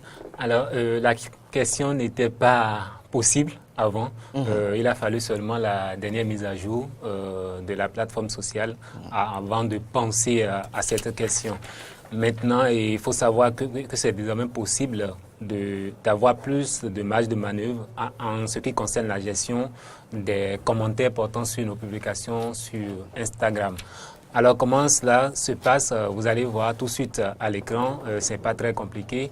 Il vous suffit juste d'aller dans l'option commentaire de la publication, soit si c'est une photo ou bien une vidéo, vous cliquez sur l'option commentaire. Ensuite, vous allez voir à l'écran, vous allez cliquer sur autoriser les commentaires. Et là, vous avez plus d'options, un peu à l'instar de ce qui se passe sur Facebook. Vous pouvez là autoriser soit tout le monde, ça voudra dire tous vos abonnés ou bien tous ceux à qui les influenceurs auxquels vous êtes abonnés. Vous pouvez dire tous ceux-là ont l'autorisation de commenter vos publications. Ou tout simplement, vous pouvez dire c'est seulement les personnes auxquelles vous vous êtes abonnés qui auront accès au module commentaire de vos publications. Ou encore des personnes auxquelles vous êtes abonnés et leurs abonnés. Ça fait plus. Ou tout simplement, vous dites des personnes auxquelles vous êtes abonné ou bien vos abonnés uniquement. Vous avez aussi la possibilité de désactiver tout simplement la partie commentaire, c'est-à-dire personne, vous n'autorisez personne. Vous lisez juste. Voilà, mais là, ça n'amène pas assez de gens sur votre côté parce que si les gens voient vos publications, il faut quand même leur laisser l'avis ou bien la possibilité de donner leur impression, c'est pas des j'aime ou bien des commentaires, un petit mot sur vos publications. Donc c'est très bien dans ce sens-là. Donc, comme sinon, je à quoi bon d'avoir publié? Voilà. Donc il faut soit autoriser tout le monde, si vous voulez avoir l'avis de tout le monde, ou bien juste l'avis de vos abonnés, ou bien de vos abonnés et de leurs abonnés. Ainsi de suite. Comme ça, vous allez pouvoir contrôler la gestion des commentaires sur Instagram. Mais c'est possible uniquement si vous passez à la dernière mise à jour de Instagram. Si vous n'avez pas fait la dernière mise à jour de l'Instagram, vous ne pouvez pas voir cette option. Ce n'était pas possible. Donc c'est un peu ce que nous voudrions partager avec vous. C'est nouveau. Tout à fait, c'est nouveau. Tout à fait. Et si je vous demandais à quoi c'est Instagram? En quoi c'est important? L'Instagram, c'est vous allez poser la question aux films ou aux artistes et ils vous diront tout de suite que c'est en fait nous connaissons à quoi c'est Twitter, nous savons à quoi c'est Facebook et autres. Mais Instagram. Tout à fait. C'est une plateforme sociale qui qui lèvent un compte de voile sur vous, sur vos activités, sur ce que vous faites. Parce que là, c'est des personnalités, c'est des gros influenceurs qui se retrouvent sur ce réseau. C'est pas pour rien, on appelle, c'est un réseau professionnel, des professionnels. Parce que rien que photos, des photos hot, comme on a dit, de vos instants, des instants que vous êtes en train de passer. Si peut-être vous êtes un artiste, vous avez un concert que vous voulez organisé. Vous pouvez faire vos annonces là déjà. Vous voyez vos fans qui aiment ces photos, ou bien même lors du concert. Vous pouvez, si vous avez un community manager, voilà, il y a celui-là qui peut déjà au fur et à mesure publier les temps forts de vos concerts. Ou bien si c'est un produit, un article que vous voulez vendre, vous pouvez parfois publier ces articles, un aperçu partout. Mais pour inviter des gens maintenant à commander, si c'est que vous avez une plateforme de paiement en ligne, à commander, ou bien si c'est une boutique physique, vous allez laisser toutes ces descriptions-là et puis les gens auront assez facilement. Donc Instagram, c'est pour toucher des consommateurs et aussi des influenceurs en quelque sorte, des marques. Donc c'est un peu Merci à vous, Modeste Rondé-Kondi. C'était Instagram, plus d'options dans la gestion de nos commentaires, des commentaires de nos photos et vidéos. Je rappelle que vous gérez les coulisses de nos différents sites internet, celui de la radio comme de la télévision. Vous nous les rappelez rapidement Rapidement, pour la radio, il vous suffit juste d'écrire dans la barre d'adresse de votre navigateur benin-radio-diaspora.fm, tout en minuscule. Et pour la télévision, c'est benin-6 eden.tv, tout en minuscule également. Et vous nous retrouvez sur les plateformes sociales avec l'hashtag, si c'est pour la télévision, @benin-eden.tv, ou bien la radio, @benin-radio-diaspora.fm. Très bien. C'est ce qu'il s'est fait, et c'est ce qu'il aime faire, c'est ce qu'il a choisi de faire. Bonne journée à vous. Merci à vous. Arnaud Mori Agoua, je vous saluais hors antenne. Maintenant, je vous dis bonjour. Non, bonjour. Vous m'avez salué, mais je vais me plaindre aux téléspectateurs. Voilà ce qu'il m'écrit. Bonjour Fofo Mori. Alors que je finissais de m'installer, que me vaut cette salutation spéciale avec un stylo? Mais je ne veux pas répondre. Je ne veux pas répondre sans la présence de mon avocat, Ahmed Arekba. Je ne vous réponds pas. L'avocat chargé de gestion des clips, des sélections. L'avocat chargé Alors, des clips. Bonjour téléspectateurs. Il va s'installer tout à l'heure. Vous savez, quand il entre, soit c'est la porte qui claque, ou bien soit c'est le plateau qui sinon, c'est la chaise, secoue. C'est la chaise qui secoue. Tout à fait. Donc, tout à fait. Puisqu'il y a de calme pour le moment, on sait qu'il n'y est pas encore. Tout à fait. Alors, Arnaud Mori Agoua qui a poussé la chansonnette ce matin. Freddy Loïs, d'abord, c'est un plaisir de vous retrouver sur ce plateau. Chers téléspectateurs de l'NTV, auditeurs de Diaspora FM, merci de votre fidélité. Aujourd'hui, nous allons recevoir une dame, une mère, une auditrice fidèle. Depuis le premier jour où la première voix a été entendue sur cette radio, elle est restée accrochée à la radio jusqu'à ce jour. Vous la connaissez mieux que moi. Son patronyme, c'est bien sûr Kenom. Donc vous devinez son prénom. Constance. Madame Alexine. D'accord. Kenom. Il y a plusieurs auditeurs et auditrices que Kenom. Kenom. Oui. Il y a aussi une Constance Kenom qui appelle l'autre école. D'accord. Alors, donc on fait un clin d'œil à Constance Kenom. Une Kenom peut en cacher une autre. Ici, c'est Alexine qui pousse la chansonnette. Et une chansonnette poussée d'une façon spéciale, une chanson improvisée, inspirée d'un événement. Bien sûr, la décision de la Cour suprême par rapport à l'affaire que vous connaissez. Eh bien, elle a poussé la chansonnette. Nous dressons un tapis rouge à Alexine Kenom, auditrice fidèle de Diaspora FM.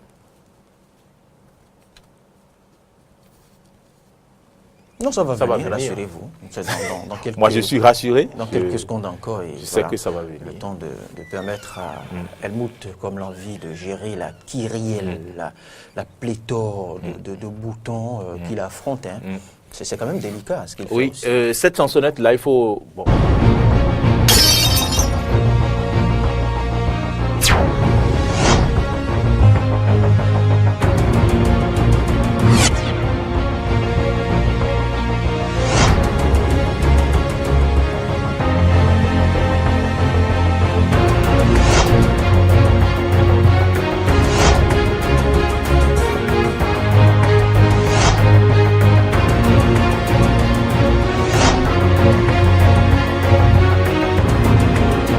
Contactez le service commercial de Diaspora FM et Eden TV au 62 79 32 32. Eden TV, Diaspora FM, le bonheur d'être à vous.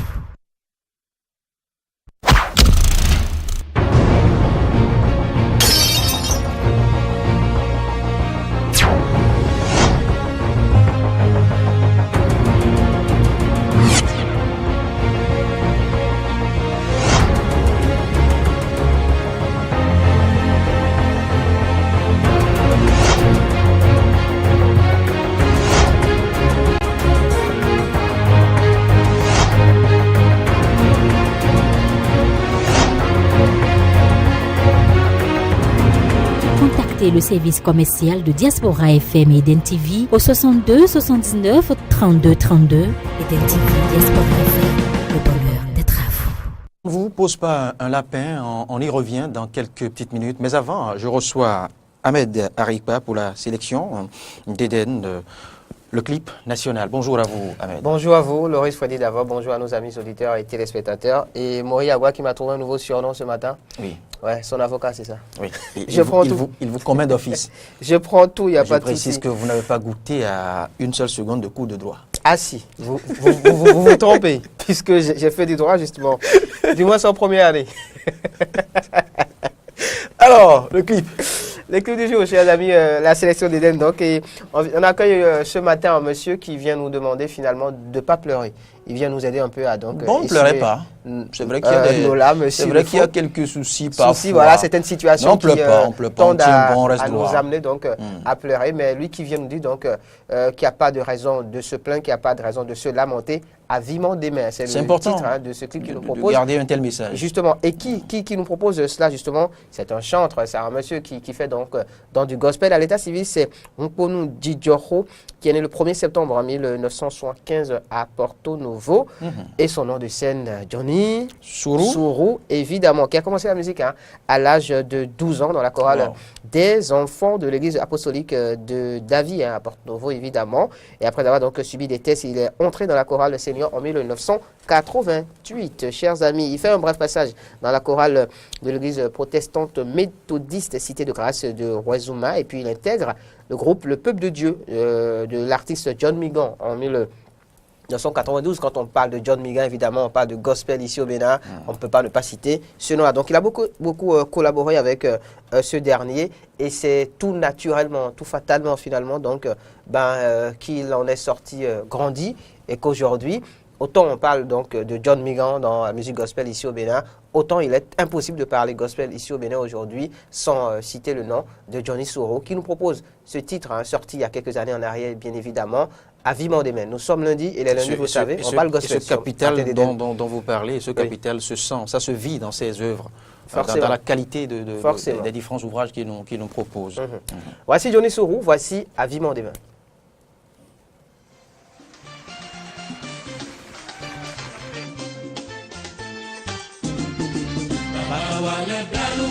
Wale blanu na mie, susu na sinami na diche ni kwe. Au chubati. Baba wale blanu na mie, susu na sinami na diche ni kwe. Oje, au kunoye. Baba wale planu na miero, susu da sinami na biche ni kwe.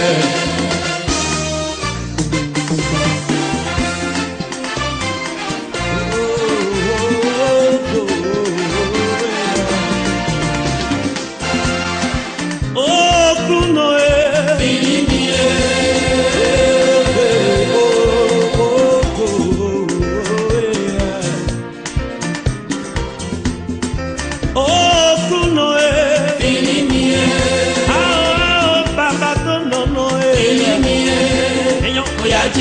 Oya jiji lo ma so ibiba. Oya jiji lo ma so ibiba. Wale blanu na mie, wale blanu na mie. Wajaude na milo na matolo ya. Wale blanu na mie, wale blanu na mie. Wajaude na milo na matolo. tinda lotene okuno wale blanoe. Eyo okuno filimie.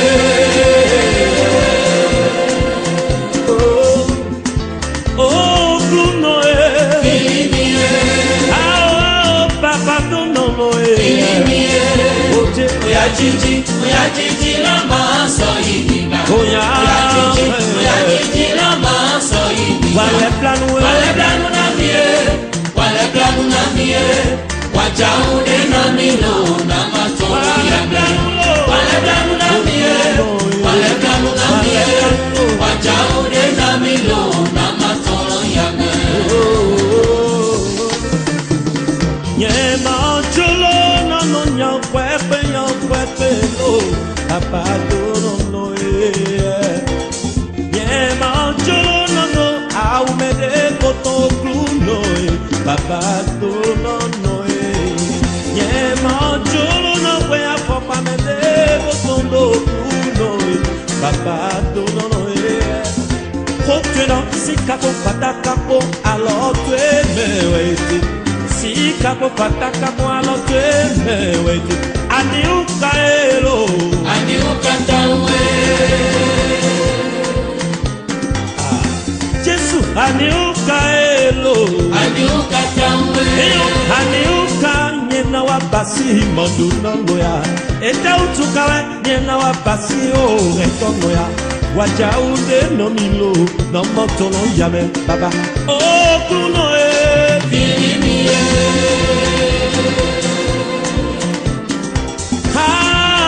Jesu donono filimie. Eyo oya jiji la maso yiba. Oya jiji la maso. Wale planu na mie, wale planu na mie. Wajaude na milo na mato. Jesu wale planu na mie, wale planu na mie. Eyo wajaude na milo na mato.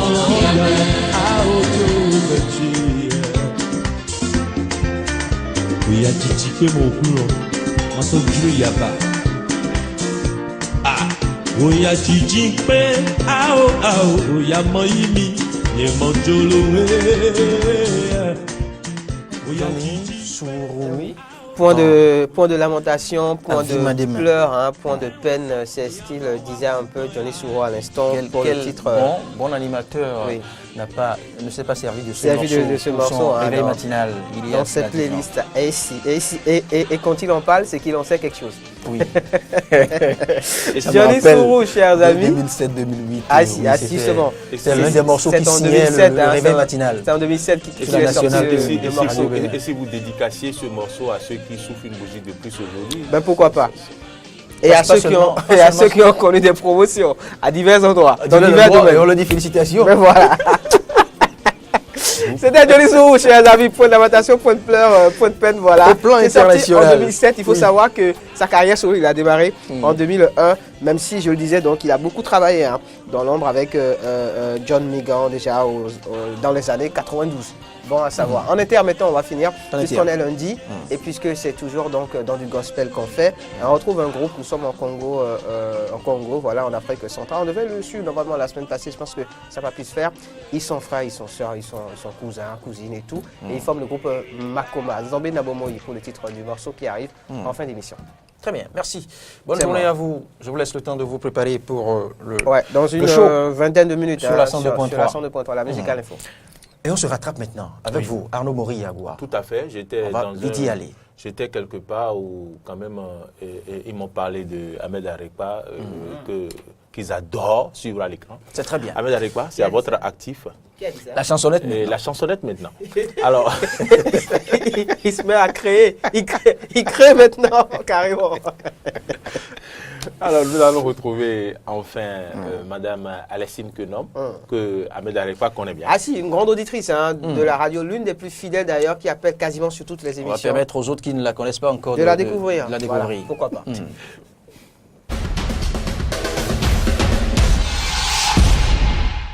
Donnez ce qui est à César, à César. Donnez ce qui est à Dieu, à Dieu. et t'a donné ce qui est aux citoyens.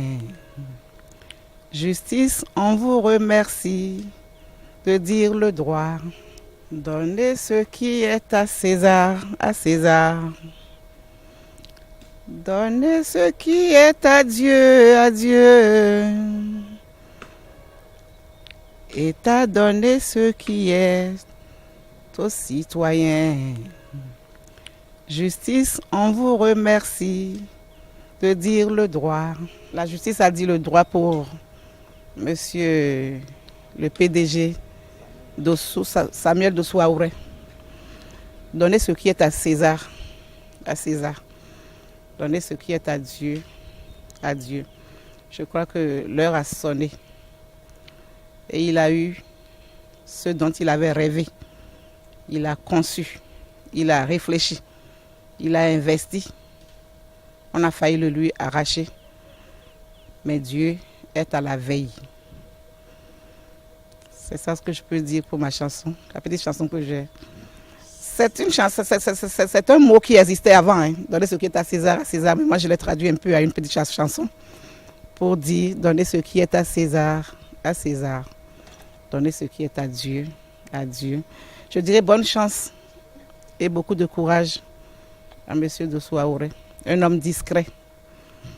J'admire ces gens d'hommes, je l'avais déjà dit sur votre chaîne de radio.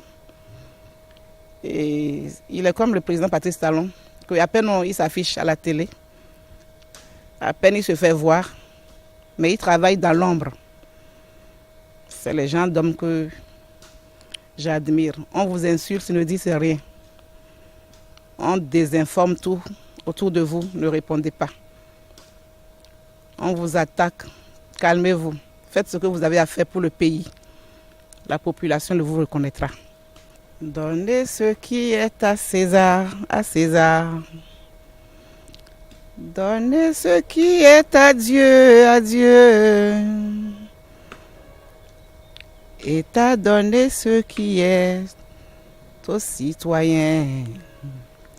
Justice, on vous remercie de dire le droit. Pousser la chansonnette sur Eden TV et Diaspora FM, c'est génial. Yes! Merci et bonne journée à vous, Arnaud Mori-Yagoua. On Merci, ouvre maintenant merci, c'est les moi. clés du monde. Nous sommes en inter.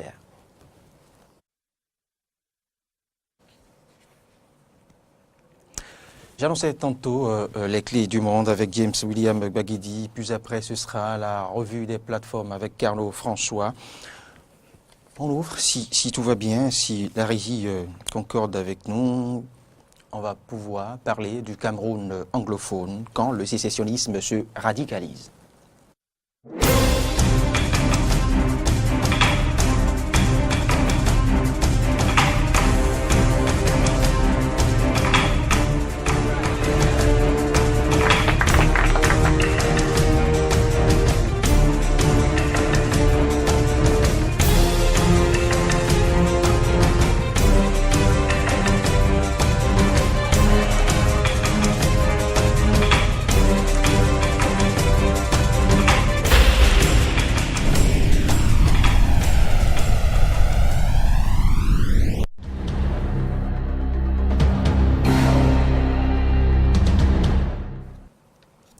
Nous sommes le 1er octobre dernier. Les sécessionnistes de la région anglophone du Cameroun ont procédé à une proclamation d'indépendance de cette région. En réaction, les autorités camerounaises ont envoyé les forces de l'ordre avec pour conséquence des affrontements qui ont fait au moins 18 morts. Et c'est justement ce dont nous parlera l'internationaliste James William Gbagidi. Bonjour à vous, James. Bonjour à vous, Loris Freddy, d'abord heureux de vous retrouver et heureux de retrouver les téléspectateurs et auditeurs après quelques jours d'absence. C'est un plaisir partagé, James. Quelles sont, selon vous, les origines du sécessionnisme anglophone dans la partie ouest du Cameroun? Alors, vous nous demandez de faire de l'histoire parce que la sécession envisagée ou en cours de... Je ne vous demande que ce que vous avez appris à faire. L'ouest du Cameroun est le résultat d'un processus historique qui est long et qui part de la conquête donc, du territoire global du Cameroun et même plus du Cameroun actuel. Une partie du Congo, une partie de la Centrafrique actuelle faisait partie du Cameroun allemand. Ça, c'était dans les années 1900. 1900, juste après la décision prise par donc les puissances occidentales, les puissances européennes, de conquérir le continent africain, de se partager le continent africain dans le cadre de la colonisation. Alors, les puissances ont donc conquis le continent et l'Allemagne s'était accaparée de la région du Cameroun, comme je l'ai dit, une région qui est bien plus vaste que le Cameroun que nous connaissons aujourd'hui, que nous voyons sur cette carte-là. Il y a une autre carte qui va venir un peu plus tard qui nous montre avec des détails assez intéressants comment a évolué cette situation du Cameroun. Alors, que s'est-il passé exactement? Le grand Cameroun de l'Allemagne a été attaqué en 1914. Naturellement, nous sommes en pleine Première Guerre mondiale, par les forces britanniques et françaises qui se trouvaient de part et d'autre. Comme on le voit sur cette carte, la première carte donc montre le Cameroun allemand, le premier niveau de Cameroun allemand. Et puis, il s'est étendu, il a grandi. Et en 1914, plus précisément en 1916, la guerre ayant commencé en 1914, le Cameroun est conquis par les Britanniques et les Français est placé à la fin de la guerre sous le mandat de la Société des Nations, sous mandat par la Société des Nations au profit de la France qui gère le côté en couleur bleue et les Britanniques qui gèrent donc le côté en couleur rouge. Alors, progressivement, les choses vont évoluer et les partis du Nord, les partis anglophones du Nord, ou du moins les partis contrôlés par les Britanniques au Nord, vont être intégrés au Nigeria. Donc à ce niveau-là, pas de problème particulier puisque anglophone, il se trouve dans le pays anglophone à l'occasion de la déclaration d'indépendance dans les années 60. Mais la partie sud que nous voyons au centre en bas de l'image, la partie ouest, donc plus précisément, va choisir à l'occasion d'un référendum d'être rattaché au Cameroun francophone, mais en exigeant de pouvoir conserver l'usage de la langue, donc de faire du Cameroun un pays bilingue, de pouvoir conserver également les pratiques de l'indirect rule, c'est-à-dire que pendant la colonisation, les Britanniques et les Français avaient deux modes de gestion différents de leur colonie. Pour les Français, c'était la destruction des instances locales quand ils ont pris le territoire, quand ils ont arraché donc le territoire aux Africains. Et donc, de l'autre côté, les Britanniques, eux, conservaient ces instances, conservaient ces structures de direction qui existaient par le passé. Et les différences fondamentales d'un côté et de l'autre, c'était beaucoup plus, semble-t-il, de respect de la part du colonisateur des traditions locales du côté anglophone que du côté francophone. Bien sûr, à l'occasion de ce référendum, les Camerounais francophones vont promettre de respecter ces pratiques qui sont différentes de part et d'autre. Et donc, on aura un Cameroun nouveau qui est uni, mais qui est différent à certains égards, notamment sur le plan de la langue, sur le plan de la culture, sur le plan des pratiques. Donc, c'est une république fédérale qui sera proclamée en 1961. Le Cameroun obtient son indépendance en 1960, mais le Cameroun anglophone intègre le Grand Cameroun, donc en 1961, sous le nom de République fédérale du Cameroun. Le problème va se poser à partir de 1972, où le président Amadou Ahidjo, qui lui-même va entamer un processus de remise en cause du fédéralisme. Et en 1972, il va procéder à la suppression du fédéralisme. On parlera désormais de République unie du Cameroun. Toujours dans les tests, le pays demeure bilingue, c'est-à-dire français, deux langues officielles sont toujours en vigueur, le français et l'anglais. Et dans le même temps, le respect des exigences antérieures des Camerounais anglophones était toujours inscrit dans les tests. Malheureusement, c'est qu'on arrive plus tard à ce que les pratiques ne sont plus ce qu'elles auraient dû être. Les Camerounais anglophones se sentent floués à partir surtout de 1984, où peu après son arrivée au pouvoir, Paul Biya rebaptise le Cameroun. Le Cameroun n'est plus le Cameroun, la République unie du Cameroun, mais la République du Cameroun tout court, ce qui laisse envisager, ce qui laisse percevoir par les anglophones une supercherie qui aboutit donc à la destruction de leur identité. James, voilà donc comment naît le problème identitaire au Cameroun. James, selon vous, comment appréciez-vous le choix des sécessionnistes de procéder à une déclaration unilatérale d'indépendance? Alors, cette déclaration unilatérale d'indépendance a eu lieu le 1er octobre dernier. Et cette date est symbolique. Cette date est symbolique puisque c'est la date à laquelle la République fédérale du Cameroun est née en 1961. Et pour en arriver à cette proclamation d'indépendance, il y a bien entendu, il ne faut pas considérer que les anglophones du Cameroun sont unanimes sur les décisions. Hein. Il y a beaucoup de divergences. Donc c'est une frange des anglophones qui a choisi de procéder à cette déclaration unilatérale d'indépendance. Et cette frange-là aura donc décidé ainsi de mettre en avant ces différences. Et il y a une forme de diabolisation, pour ne pas quand même, je ne souhaite pas prendre position, mais quand même, une forme de diabolisation des pratiques des francophones. Il est vrai que la langue française, qui est la langue de 80% de la population, est la langue désormais, je dirais, ultra dominante dans l'administration camerounaise. La situation est telle que les anglophones se sentent marginalisés et ils le disent, ils le clament depuis toujours. Et cette situation a abouti donc à cette volonté de sécession. Des leaders anglophones se sont souvent prononcés pour soit le retour au fédéralisme, soit la sécession, soit au moins la décentralisation. Justement, en 1996, la décentralisation prévue par les textes, quand le Cameroun est retourné, entre guillemets, à la démocratie, la décentralisation n'a jamais pu avoir lieu. Et dans ces conditions, il était entendu par un leader sécessionniste, le leader sécessionniste qui est donc Julius Ayuk, de procéder à cette déclaration d'indépendance qui a eu lieu il y a quelques jours et qui a engendré, comme vous l'avez dit, voilà Julius Ayuk lui-même à l'écran, qui a donc provoqué la détérioration de la situation puisque les autorités camerounaises ont réagi très vivement. Les forces de défense et de sécurité ont été déployées.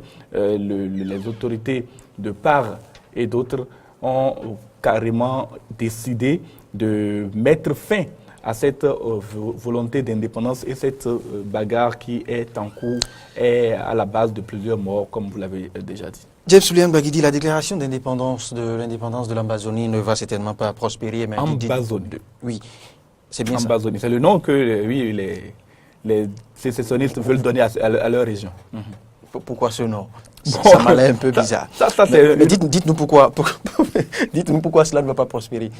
Bon, la déclaration d'indépendance d'un territoire aujourd'hui sur le continent africain et d'ailleurs un peu partout dans le monde, on le voit un peu également en Catalogne, ne risque pas de prospérer dans la mesure où le principe de droit international, un principe de droit international dit qu'il y a le type aussi des titres, dit l'intangibilité des frontières issues de la colonisation. L'intangibilité des frontières tout court d'ailleurs. Le principe de l'intangibilité des frontières signifie que les frontières ne peuvent pas être modifiées sauf si toutes les parties au sein de l'État s'entendent sur cette modification de frontières. Ce qui se fait au niveau du Cameroun, c'est que le Cameroun issu de la colonisation est celui que nous avons sur les cartes.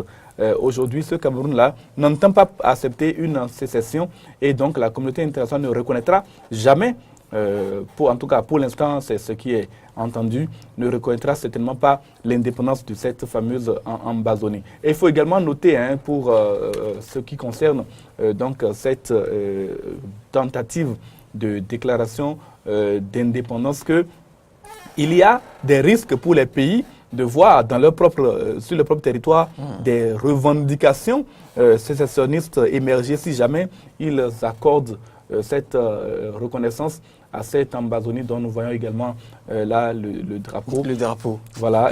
Et puis Il y a même eu proclamation de la naissance d'une armée de l'Ambazonie, ce qui a contribué à ce que le gouvernement camerounais décide de traiter désormais les sécessionnistes comme des terroristes en bonne et due forme. Et comment les Camerounais vont-ils accueillir, je dirais, cette nouvelle, et comment la communauté internationale aussi appréciera cette déclaration? Déjà, il y a une réaction à l'intérieur du Cameroun. La première chose, c'est un appel au dialogue, mais il faut noter également que cet appel au dialogue n'est pas encore véritablement entendu. On a entendu la fille de Paul Biya même se prononcer contre cette tentative de division du Cameroun.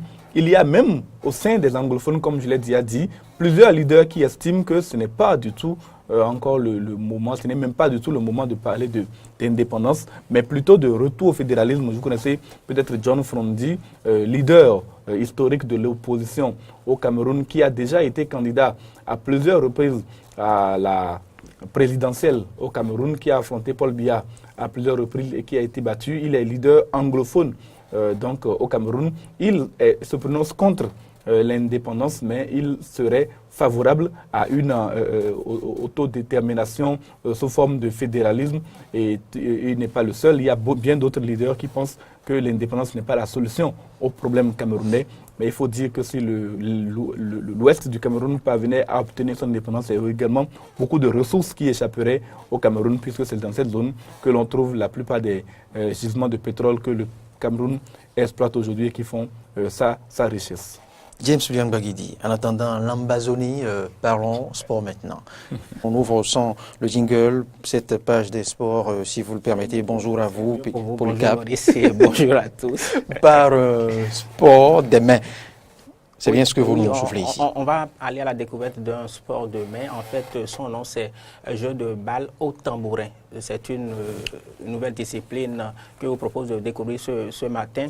En fait, c'est un sport de main, comme je le précisais.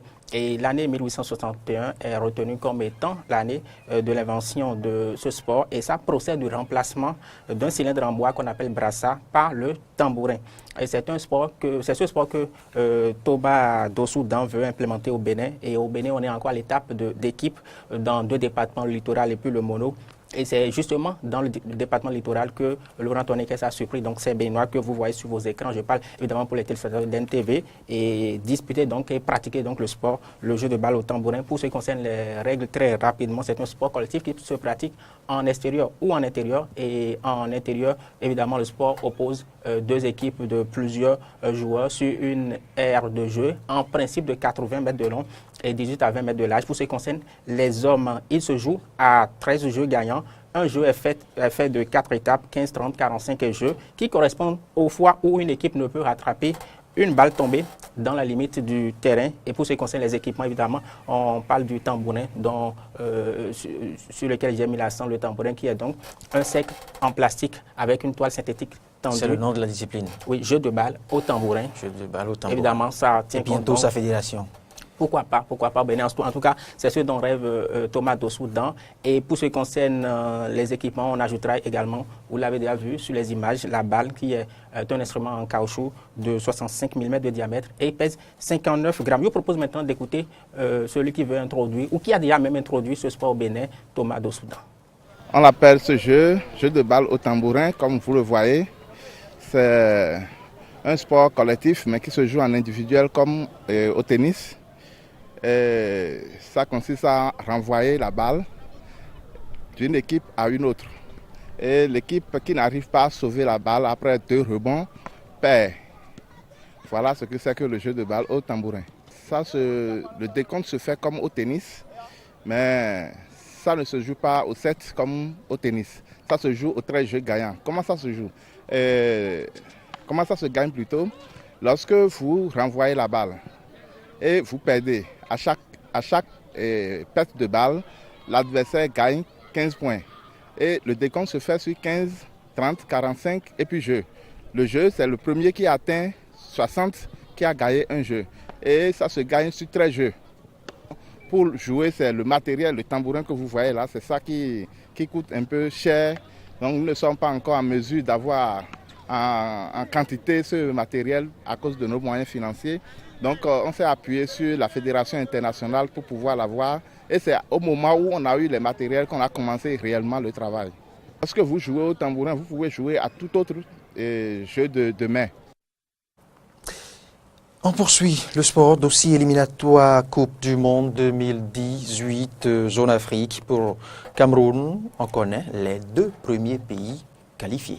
Oui, on parle évidemment des pays africains, les 2 pays africains à avoir donc décroché leur qualification pour la phase finale du Mondial 2018 et ces 2 pays sont évidemment le Nigeria et l'Égypte dans l'ordre chronologique, mais pour le moment on s'intéresse à l'Égypte qui a donc obtenu sa qualification ce dimanche. Les Pharaons devaient battre le Congo pour obtenu cette qualification, ils n'ont pas raté le coach. Ils battent donc cette formation 2-1 grâce à un doublé de Mohamed Salah, but inscrit au 63e minute. Et puis, dans le temps additionnel, à la 63e minute et dans le temps additionnel de la deuxième période, vous voyez donc la liesse des Égyptiens après donc la qualification de leur équipe. On précise que l'équipe disputait une rencontre de l'avant-dernière journée des qualifs du Mondial 2018. L'Égypte a 12 points après 5 journées et ne peut plus être rattrapé par l'Ouganda dans le groupe E. Écoutons maintenant quelques Égyptiens qui se prononcent sur la qualification de leur formation.